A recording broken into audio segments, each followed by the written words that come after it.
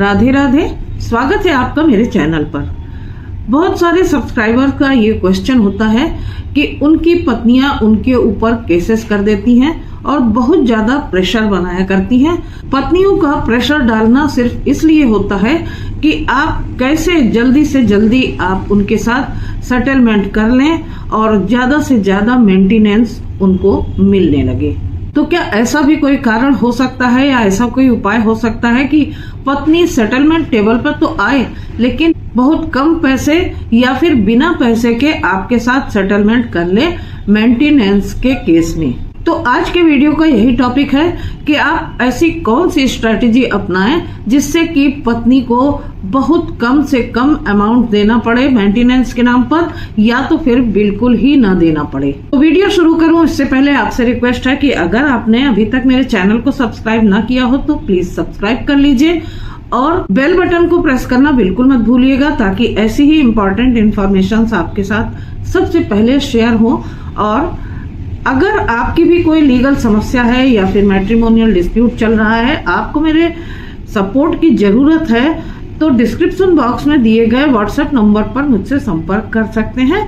अब मेरी legal team आपके हेल्प के लिए हमेशा तैयार है। अब देखिए, जैसे ही पत्नी आपके ऊपर मेंटेनेंस का केस करती है, आपको लीगल नोटिस मिलती है कोर्ट की या फिर सम्मन मिलता है, तो आप तुरंत घबरा जाते हैं, बहुत ज्यादा परेशान हो जाते हैं और तुरंत कोर्ट में हाजिर होने के लिए तैयारी बनाने लगते हैं। आप घबराहट में फटाफट उनके पास ये खबर पहुंचाने लगते हैं कि मैं सेटलमेंट करने को तैयार हूँ। जैसे ही आपकी ये बात उन तक पहुंचती है कि वो आप सेटलमेंट करना चाहते हैं, आप सोचते हैं कि सारे कानून तो लड़कियों के फेवर में है।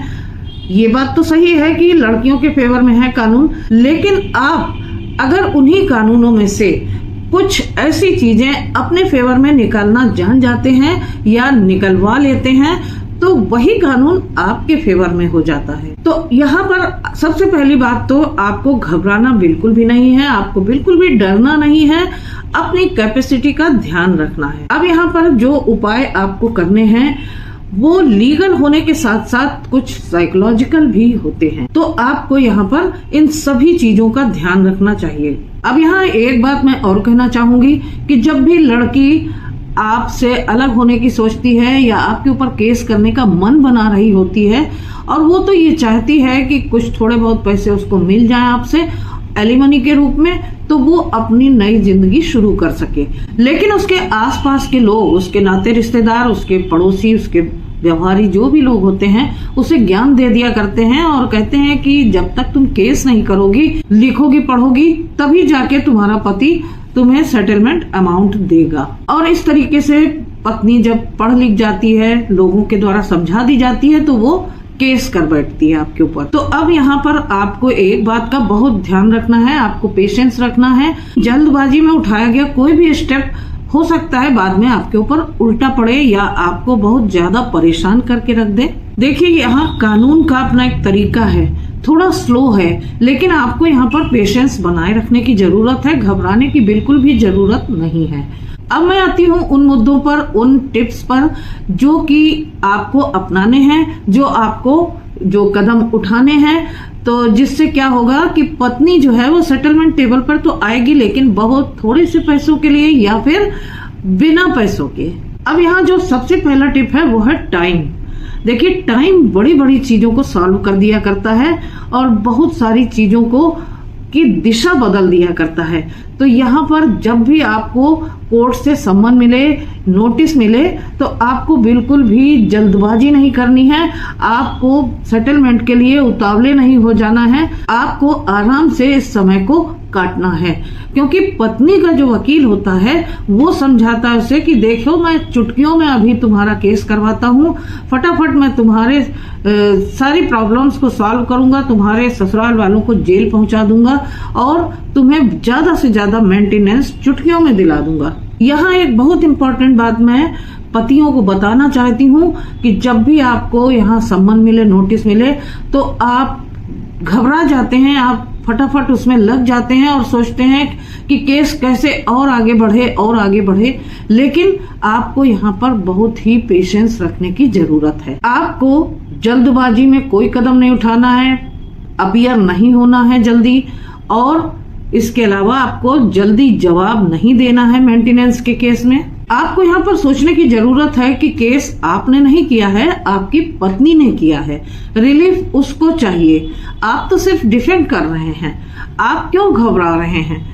और तो मेरा यहाँ कहने का मतलब है कि जब तक आपके ऊपर वारंट इशू नहीं हो जाता तब तक आप कोर्ट में अपीयर मत होइए। और आप जब केस को खींचेंगे तो आपकी जो पत्नी है, जो कि इतने सारे सपने लेकर आई थी कि अब ये हो जाएगा वो हो जाएगा और फटाफट से मुझे मेंटेनेंस बंध जाएगा, मैं लाखों रुपए तुरंत मिलने लगेंगे मुझे और मैं आराम से ऐश करूंगी और अपने मायके में रहूंगी, घर परिवार से मुझे कोई मतलब नहीं। लेकिन यहाँ तो मामला उल्टा हो जाएगा।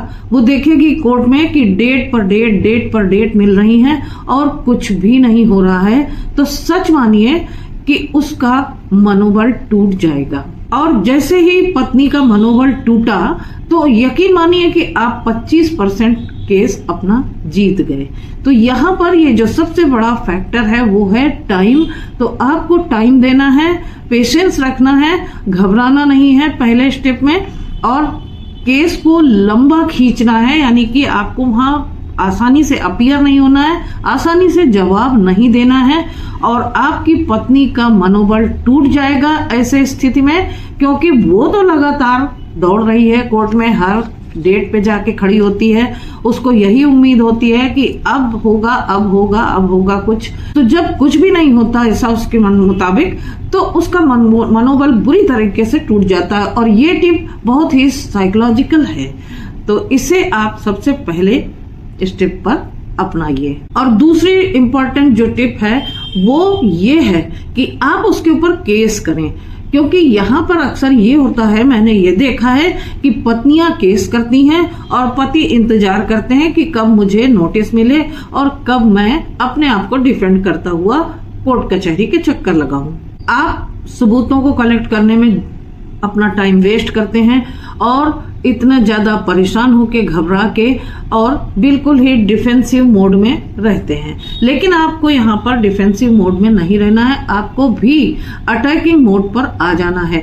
देखिए, पत्नी के भाई, पिता, चाचा, चाची, मामा, मामी सब मिलकर आपको गाली गलौज करते हैं, धमकाते हैं, डराते हैं और तरह तरह के षड्यंत्र रचते हैं, झूठे आरोप लगाते हैं। तो उनको भी आपको ऐसे ही नहीं छोड़ देना है। इन चीजों को इतने आराम से मत लीजिए, आप भी उनके ऊपर केस करते चलिए।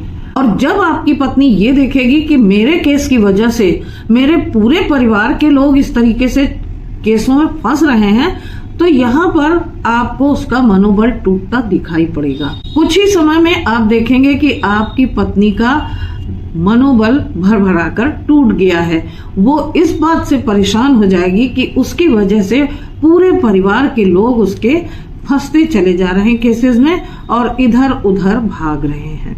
और 25% और मनोबल टूट गया अगर आपकी पत्नी का, तो यहाँ पर 50% आप अपना केस जीत चुके हैं और आपकी पत्नी यहाँ पर 50% केस अपना हार चुकी है, क्योंकि उसका मनोबल इतना टूट चुका है कि अब उसको केस में दौड़ने में, केस को आगे बढ़ाने में और ज्यादा से ज्यादा वसूली करने के जो इरादे थे उन सब में उसको बिल्कुल कोई भी होप नजर नहीं आएगी और वो बिल्कुल निराश होकर अपने केस को वापस लेने की सोचने लगेगी।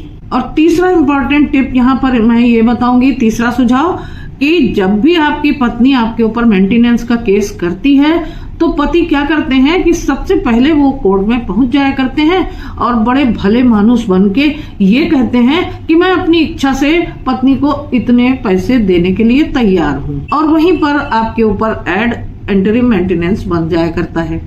और धीरे धीरे कुछ राशि जब बंध जाती है और आप चुपचाप उसके अकाउंट में ट्रांसफर करते रहते हैं। तो मैं आपको यहाँ पर बता दूं कि अगर आप इसी प्यार से, मोहब्बत से और इतनी शांति से पत्नी के खाते में रकम ट्रांसफर करते रहेंगे और केस में उलझे रहेंगे, तो आपकी पत्नी कभी भी सेटलमेंट करने के लिए तैयार नहीं होगी, क्योंकि उसको तो बैठे बैठाए पैसे मिल रहे हैं और वो मजे से रह रही है।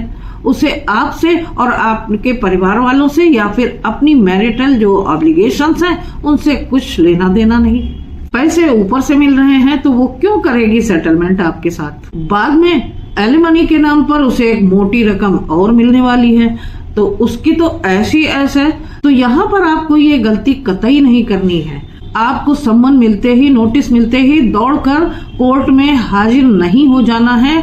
मैं तो कहती हूँ कि जब तक आपको वारंट ना इशू हो जाए तब तक आप कोर्ट ना जाएं। लेकिन एक बात यहाँ पर ध्यान रखने वाली है कि जब भी आप कोर्ट जाएंगे तो आपके पास एक जस्टिफाइड रीजन होना चाहिए। अगर वाकई में आपके पास कोई रीजन है ये सब करने का तो ही ये ट्रिक आजमाइए, वरना तो केस आपके ऊपर उल्टा भी पड़ सकता है। और जब भी ऐसी स्थिति हो तो आप कोर्ट में पहुंचे, जज साहब को अपना एक जस्टिफाइड रीजन बताएं। आप ये वहां पर बताएं कि जज साहब ने जो एक्स पार्टी ऑर्डर आपके खिलाफ कर रखा है और जितना ज्यादा से ज्यादा पैसा बांध रखा है उसको आपको वहां पर बताना है, क्योंकि आपकी पत्नी ने वहां बढ़ा चढ़ा कर आपकी आमदनी बताई है। इसलिए अब एक्स पार्टी ऑर्डर में क्या होगा कि जितनी भी आपकी पत्नी ने वहां पर आपकी आमदनी बताई है, जहां 50,000 रुपए आप कमा रहे होंगे तो वहां 2 लाख की राशि वो दिखाएगी कि यहाँ से वहां से सब जगह से वो कमाते हैं, पार्ट टाइम जॉब करते हैं, इस तरीके से वो ट्यूशन सेंटर चला लेते हैं, सर्विस करते हैं, सब मिला के 2 लाख रुपए कमा लेते हैं और उसके हिसाब से आपका मेंटेनेंस बांध दिया जाता है एक्स पार्टी ऑर्डर में। तो यहाँ पर आकर आपको एक जस्टिफाइड रीजन बताने के साथ साथ जज साहब से ये बताना है कि मेरी पत्नी ने यहाँ जो भी मेरी आमदनी दिखाई है मेरी वो उतनी आमदनी है ही नहीं, और इसके साथ साथ मेरे ऊपर बहुत सारी रिस्पॉन्सिबिलिटीज हैं, मेरे माता पिता की रिस्पॉन्सिबिलिटीज हैं, मेरे भाई बहन की रिस्पॉन्सिबिलिटी मैं उठा रहा हूँ, इसके साथ साथ अगर बच्चे हैं तो उनका भी खर्च मैं ही उठाता हूँ। और इन सारी रिस्पॉन्सिबिलिटीज को उठाने के बाद आपके पास इतना पैसा नहीं बचता है जिससे कि आप इतना मेंटेनेंस पत्नी को दे सकें। इसके साथ साथ एक काम और भी आप कर सकते हैं, अगर आपको पैसा देना ही पड़े ज्यादा तो आप कोर्ट से ये प्रेयर कर सकते हैं कि मैं थोड़ा थोड़ा अमाउंट करके दे सकता हूँ। तो इस रीजन को कोर्ट जस्टिफाइड मानती है कि किसी व्यक्ति के पास इतना पैसा अगर एक साथ नहीं है तो वो थोड़ा थोड़ा करके मेंटेनेंस दे सकता है और इसी चीज का फायदा आपको उठाना है। 1 महीने आपने मेंटेनेंस की राशि दे दी और 3 महीने नहीं दी। अब यहाँ आपकी पत्नी को जो वकील साहब ने सपने दिखाए हैं कि हर महीने उन्हें एक मोटा अमाउंट मिलने वाला है और वो मजे से उसको पति से मिलता रहेगा और मजे करेंगी, लेकिन जब उन्हें ये दिखाई देगा कि इतने दिनों के बाद इतना थोड़ा थोड़ा अमाउंट मुझे 1 महीने मिल रहा है, 3 महीने नहीं मिल रहा है, फिर से रिकवरी का सूट दाखिल करो, तो ऐसी स्थिति में क्या होगा कि अब यहाँ पत्नी ने मेंटेनेंस का केस फाइल करने के लिए वकील साहब के ऊपर भी खर्च किया है, कोर्ट के खर्चे अलग, आने जाने के खर्चे अलग, तो ये सारे खर्चे उठाते उठाते और इतनी कम राशि और इस तरीके से मिलने पर यकीन मानिए कि आपकी पत्नी का मनोबल बुरी तरीके से टूट जाएगा और यहाँ आप 75% अपना केस जीत जाएंगे। लेकिन अभी भी आपको अपनी पत्नी के पास सेटलमेंट की बात नहीं पहुंचानी है, अभी भी आपको चुप रहना है। अगर आपने उनको यहाँ पर भी सेटलमेंट के लिए कहा तो उनका मुंह चौड़ा हो जाएगा और मांग उनकी ज्यादा हो सकती है। तो इस तरीके से ये जो तीसरी टिप है, यहाँ तक आते आते आप अपना केस मान लीजिए कि 75% जीत ही चुके हैं। अब चौथी जो टिप है वो सबसे ज्यादा इम्पोर्टेंट है। चौथी टिप यहाँ पर ये है कि आपकी पत्नी ने आपके ऊपर जो भी केस किए हैं, कितने भी केस कर दिए हैं, लेकिन अगर आपका मन दुखी भी है, आपका दिल घबरा भी रहा है, आप परेशान भी बहुत हैं, लेकिन उसको आपको बिल्कुल भी शो नहीं करना है। आप जब भी कोर्ट जाएं तो हंसते हुए जाएं, मुस्कुराते हुए जाएं और बिल्कुल ये करके आए कि जैसे आपके ऊपर तो कोई फर्क ही नहीं पड़ रहा है। किसी भी हालत में अपना दुखी चेहरा पत्नी को मत दिखाइए। अब यहाँ आपकी पत्नी सोचेगी कि मैंने तो सोचा था कि मैं इसको तोड़ दूंगी, मैं इसको बर्बाद कर दूंगी, लेकिन इसके ऊपर तो कोई फर्क ही नहीं पड़ रहा है। आप मस्त मौला घूम रहे हो, खुश मिजाज घूम रहे हो, कोर्ट में भी आ रहे हो, जा रहे हो, हंस रहे हो, ठहाके लगा रहे हो, कोई फर्क ही नहीं पड़ रहा और आप डाउन ही नहीं हो रहे हो, तो ऐसे में आपकी पत्नी जिसे आपने दुखी नहीं देखा था वो बुरी तरीके से डाउन होना शुरू हो जाएगी और अब आपको उसका दुखी चेहरा देखने को मिलेगा।